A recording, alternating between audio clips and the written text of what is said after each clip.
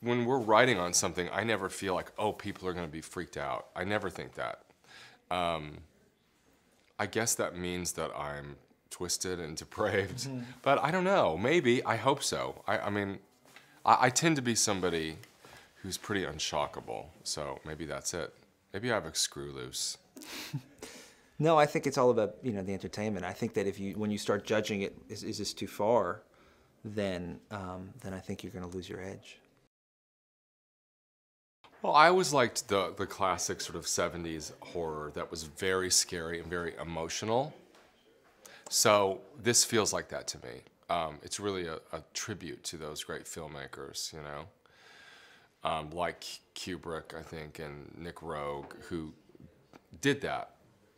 And we were really interested in having the audience care about these people, you know, because if you care about them, then you will worry more, like you said, about their jeopardy. There's more things at stake.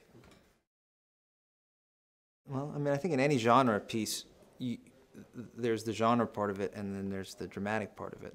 And I think that with a ghost story, the best part, or with a horror story of any kind, the best part is how those two things intertwine, and how when somebody like Dylan makes a horrible mistake, like cheating on his wife, and then makes another horrible mistake, like going back and getting that girl pregnant, and the choice he made to who he would cheat with. And so that's a big problem in a person's life. That's a mistake that comes back to haunt you, figuratively comes back to haunt you.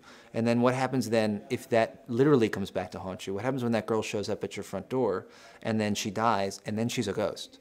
So now there's this mistake haunting you in all these different ways. And so I think the idea is to have those two things twist up into each other, and so the development can happen, being pushed even further.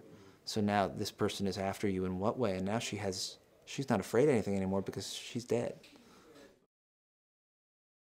Both. I mean, I think they were all of those people were at the top of the list for us.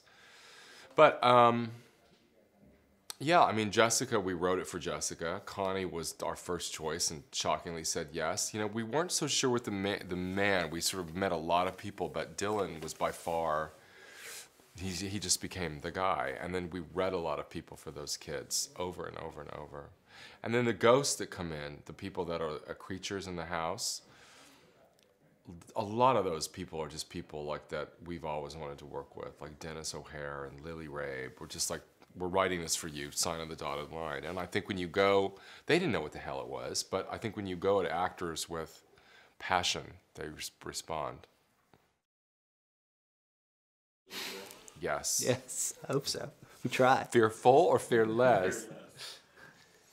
Yes, maybe. Look, I don't know. I think the thing about this show that's interesting is what I love about it is when we conceived it and we pitched it and we've written the first season, we know exactly where it's going. So nothing has wavered us off that path. So if that's fearlessness, I just don't know how you can do it if you're not fearless. I mean, I think that's the way to go.